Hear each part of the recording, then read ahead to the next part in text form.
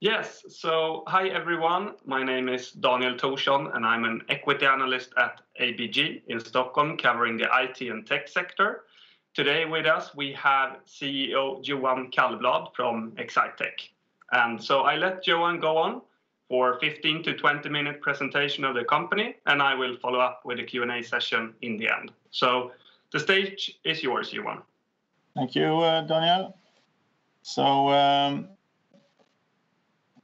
we get the presentation on here on the first slide. Just we are Exsitec. We provide technology solutions for a simpler and more efficient workday for our customers. And if you want to go to the first slide here, slide number 2, it says it's actually a picture of me here, and I was just going to tell you, I can't actually see the slides myself, so I hope that we'll do all right. So, but slide number 2, anyhow, here is a brief introduction of myself and the company. So we're a reseller of business-to-business software that improves and digitizes the business processes of our customers. And if you haven't heard of us before, that's fine. You don't have to be ashamed. We were a private company up until a couple of months ago. We just recently listed on the Nasdaq First North Stock Exchange. So, and myself, I've been with the company for a bit over 10 years, and I've been in this space for around 20 years. So, if we move on to the next slide, number 3, this one shows where we're at right now. We're just under 250 employees. Main office headquarters is in Linköping. 2 hours south of Stockholm, and we have 10 local offices actually in Sweden and a subsidiary in Denmark with around just under 30 employees. So most of the people are in Sweden. I've been fortunate to oversee a business here with a pretty solid growth for quite a long time, and it's actually because we're right in the middle of a transition where companies have to adopt digital tools to stay competitive. And, they're also to some extent transferring older technologies into to more integrated or more modern ones and cloud-based software and so on. So we've been on a pretty good growth track here. We're over the last 12 months here, just under 300 million Swedish in revenue. If we look at some of the owners here, Standout Capital and Syntrans. Syntrans is the investment company of the chairman of the board. And South Street Invest is my own holding company, and we're fairly big owners. Standout has been with us it's a private equity company. It's been with us for about 3 years, and then we got a few new major investors in our IPO here with Creades and Clients as the most well known, I think. So this is some basics of the company. If we move on into slide number 4. I'm just going to just a few words on what it is that we do. So we have partnerships with some of the market-leading software vendors, and we guide the customer to finding the right solution for their business, and we then implement and configure and integrate the software to fit into their business practices, into the customer business, and then we take responsibility after implementation. We try to work with our customers for a very long time to make sure that they are successful in using the software, but also because we oftentimes want to be given the trust to implement additional softwares for additional business processes. So if we move on to the next slide, number 5, what you see here, this is some of the things that we can help a customer with. So we have software for supply chain execution, like warehouse management tools and inventory optimization. We do business intelligence to make use of your data in your company, and we do ERP and finance operation software. We do performance managing, like budgeting and forecasting. We do e-commerce. We also can build tailored solutions to a specific industry. So it's actually a module-based delivery with a high degree of reusability, where we actually build the integrations for reuse.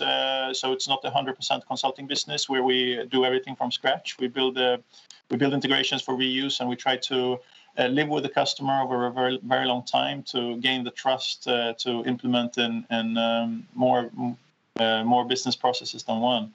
So you're not meant to buy everything at once and implement everything at once, even though you're obviously welcome to. But we like doing a small project at the customer site and gaining their trust, and then move on with additional projects as they grow their business. So that's sort of the basics of the business. If we move on to slide number 6 and look at our business, how it pertains to this. On slide number 6, you can see our revenue share here, and still we're almost 2/3 is consulting services in our revenue. And but again, we're not selling standalone consultants. We're selling the services needed to implement the package solutions that we sell. So we assist our customers in going digital by providing the software.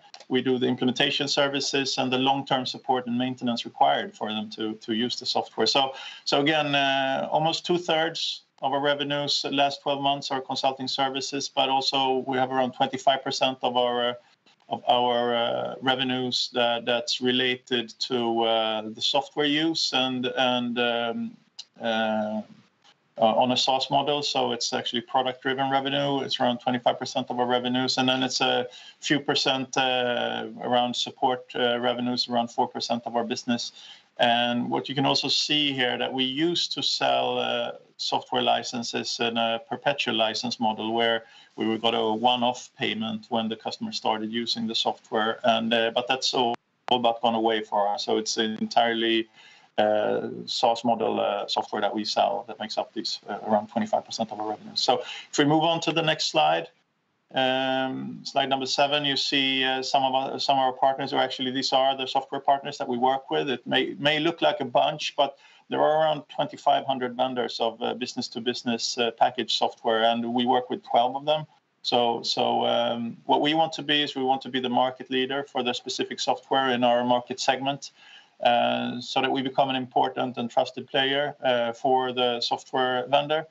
So we sell the software, we make sure the customer is successful in using it for a very long time, and the vendor can focus on creating the best software for their specific expertise or business processes.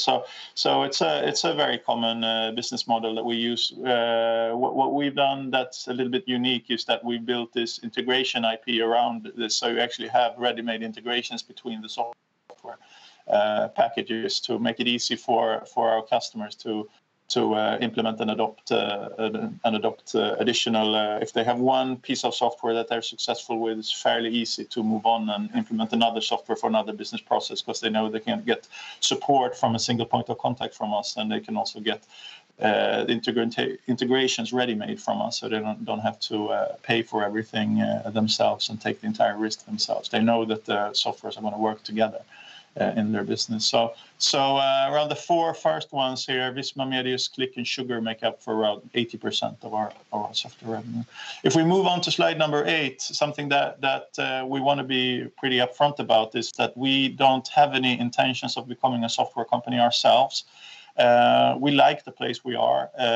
We feel that our place in the business and the business segment that we're in gives us a lower risk of becoming obsolete, especially from technology changes. If a component that we work with isn't up to par, if new technology comes along that's more competitive, we can simply actually change the software packages we work with into something else that's more competitive, and we don't have to guess what people want to buy in 3, 4, 5 years from now. So we don't have to invest that much in research and development. We can look at what the early adopters in our customer base, what they actually are doing right now, and we can wait until actually the demand is there, and then we can add an offering that we feel is competitive in a certain space. So we don't have to know about what people are going to want to use in 5 years from now, and direct research and development priorities towards that. And it's a short time then between our investment and our cash flow.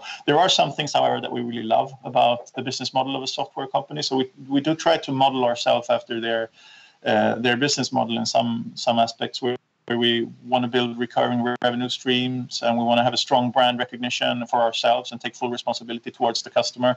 So and we use that to create long and development customer developing customer relationships and can create a lot of value for our customers over a very long time. That's the basic idea. If we move on to slide number 9, something else that's been important to us is that we want to be a workplace where our people can thrive and develop.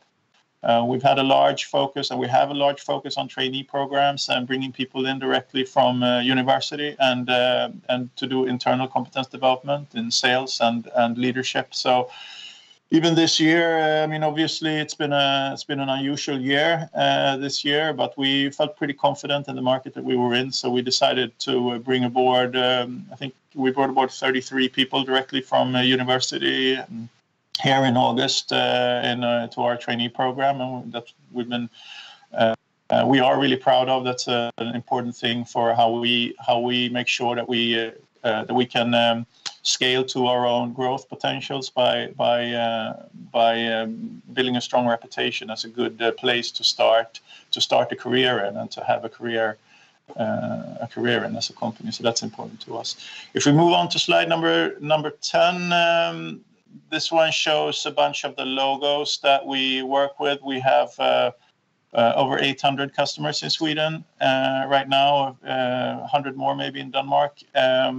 And the target market, we really target the mid-market here. We don't look towards working with the Volvos and the Electroluxes and the global brands, because we're pretty local, and we like the companies that have a local feel to them. We feel that our way of doing things, the software that we have selected, can provide very good support for them, and they need a partner that can assist them with choosing the right software packages only, not only providing consultants.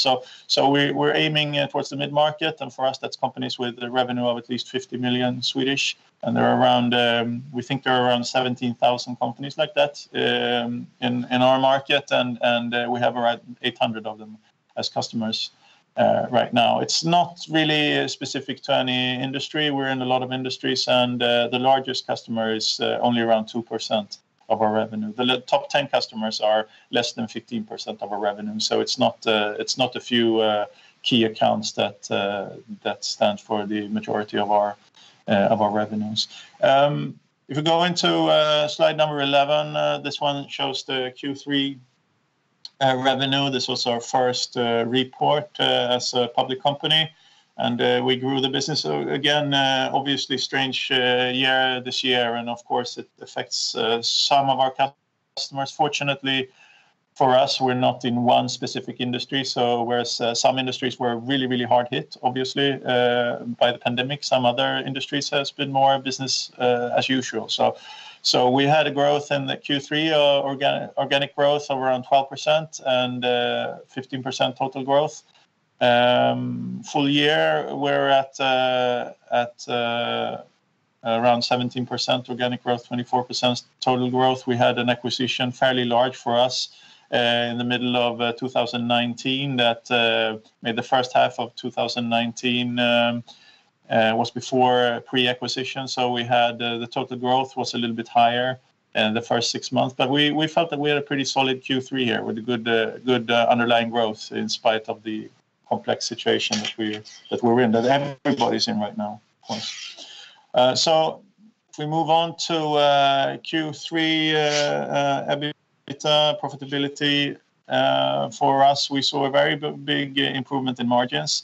Q3, it's good to know it's not our best quarter. It's actually normally a fairly bad quarter for us, because we always start our large trainee programs in August. So we have a lot of people. So I brought on board, like I said, 33 people, and we pay their salaries, and we don't have any associated revenue. So we also have the vacation period that impacts revenue a bit for us in this quarter, but nothing of this is new in 2020 really. So what did happen that was new in 2020 was some one-off effects, of course, from a new way of working with less travel expenses and so on, and also general cost consciousness on our side.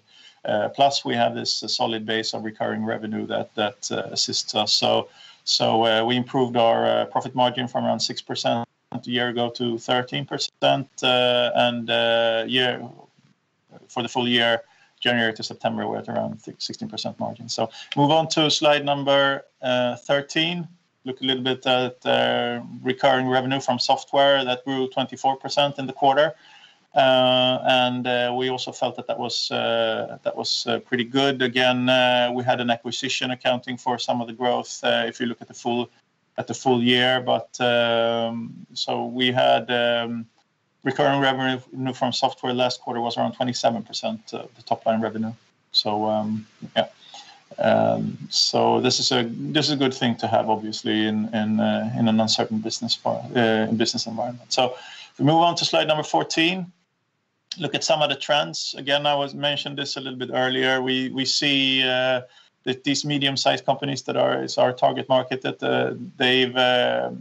they're increasing their software expenditures. They've increased on average by 7% over the last 10 years, and there is an overall growth in the market. It's a lot of work that remains to be done. Actually, larger companies are growing their investments even more. So we do think that we've only gotten started here in providing modern digital solutions to the mid-market, and we feel that we are in a very strong market position to have future good growth in this area for a long time to come. Also, there is a transition towards the cloud, and where a lot of the actual solutions that are implemented out there today, they are not cloud-based, and we have a very modern offering, and we can actually help customers in making a journey toward the cloud, and that's also a good trend that assists us. So we expect to grow faster than the underlying market, but the underlying market is good also. So we have a good underlying market, and we want to grow faster than the underlying market. So we feel pretty good about where we are. Another thing, if we move on to slide number 15, is that we using selective M&A. We've actually paused that during 2020. We focused on the IPO, and also we obviously the uncertain business environment was a fact for us also. But we have done 5 or 6 acquisitions over the last few years here, and we've been pretty successful in acquiring and also integrating companies. So we do feel that this is a tool for us to grow faster than what the underlying market provides.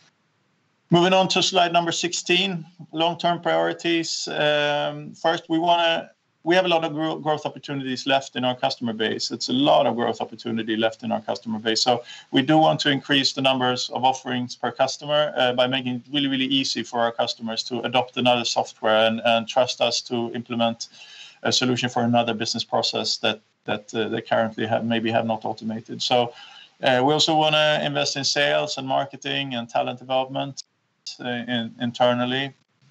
We want to, like I said, resume the selective M&A activities. And we've actually, for right now, we're keeping our financial goals at 15% growth and 15% EBITDA margin. These were strange times this year, and it's been actually easier to keep margin than to keep growth for this year. But we feel that the underlying market conditions are actually pretty good if you look at it long term. So we feel that these are good goals to have for a really long time. The last slide for me is slide number 17, and talks a little bit about us, and we try to be business-minded and forward thinkers towards our customers, and also work on a baseline of simplicity. We make things too complicated in this industry sometimes that I'm in. We want to make it easy to work with us and fun to work with us. We want to make the workday of our clients easier and simpler. So by also pushing them a little bit and be forward thinkers. And having their business top of mind for ourselves. So that's what we want to be, and that's how we built this company. So with that, I'm ready to take any questions.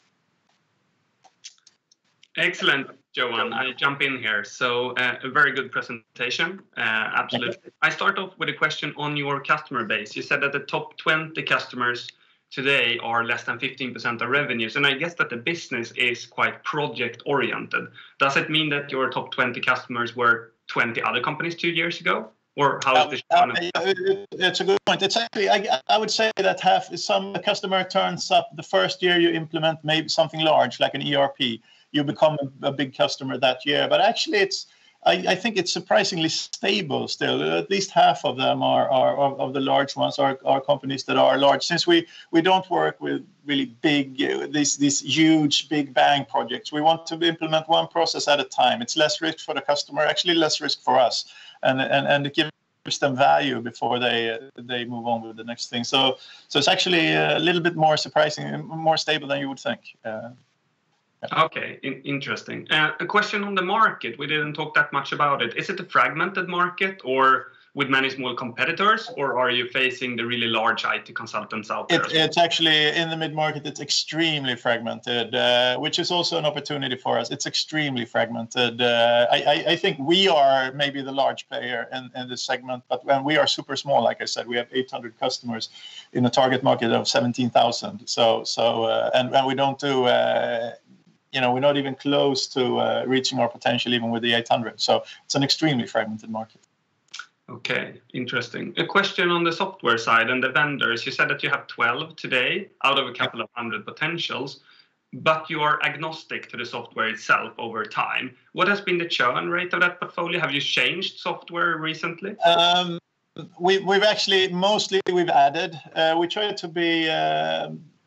We've added Lithium, for instance, this year as e-commerce platform. We change out maybe one software package every 2 years. So, but we have changed some, and it's basically because our customers tell us to change. Because when we look at our new sales, they want to buy something else than what we have. So it's actually a pretty simplistic approach. It's not really that hard, but we do look at some key characteristic like we want.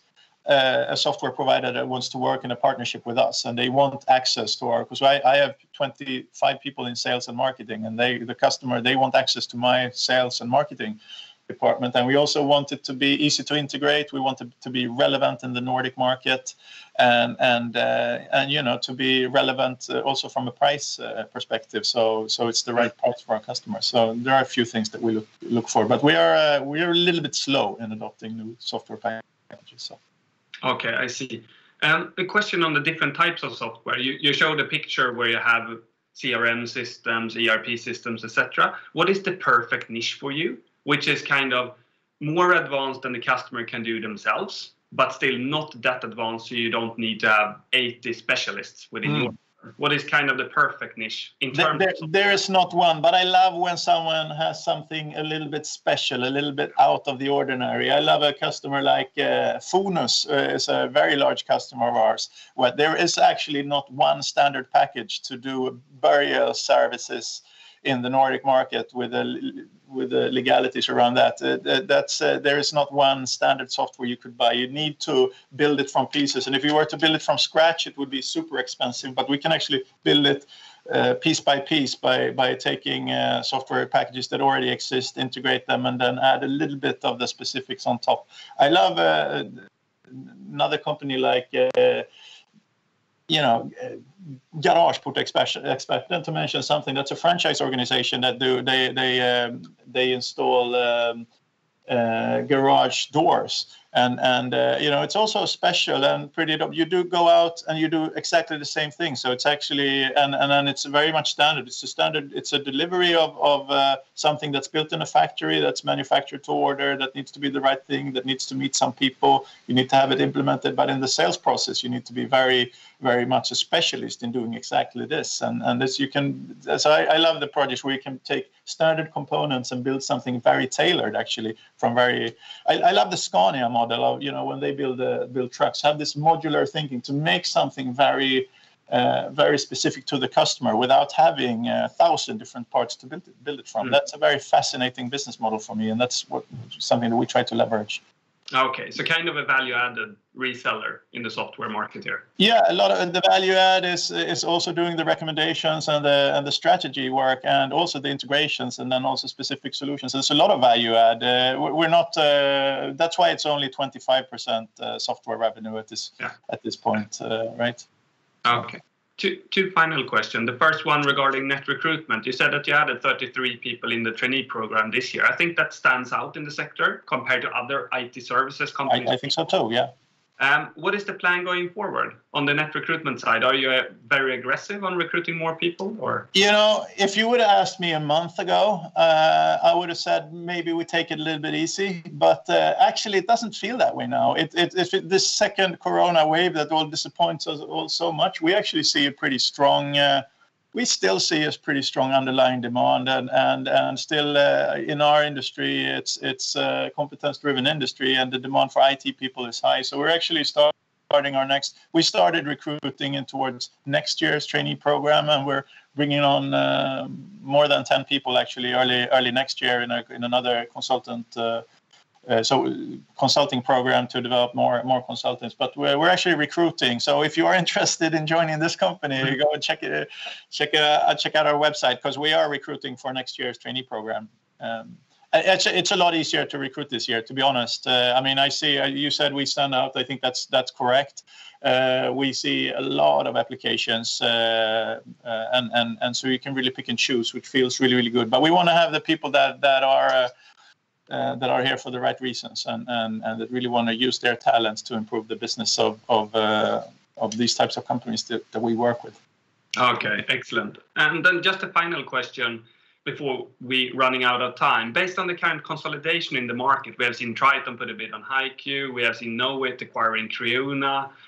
Does it free up employee capacity for you that you can grab, or will it change any other market dynamics for you? Come again, I didn't quite. Could you repeat that? I got a little bit of a lag here. Okay, driven by the consolidation in the sector, we see much more M&A. Could that free up employee capacity that you could recruit because people are leaving those firms, or do you see? Yeah, that's a good question. I haven't really thought of that. Haven't really seen it yet. I think actually M&A activities were pretty slow this year, up until it's just started pretty recently. But usually that's not actually.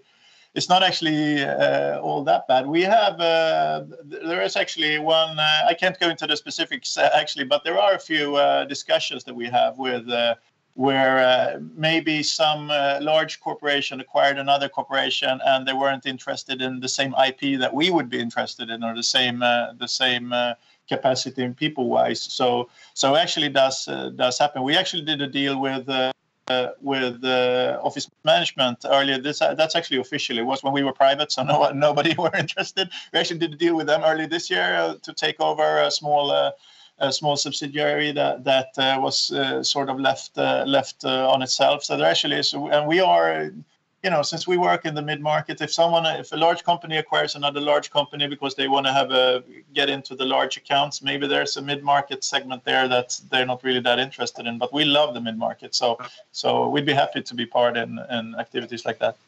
Excellent, Johan. We have to finish here.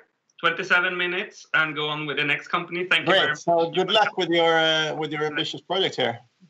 Excellent. Thank you very much. Goodbye. Thanks.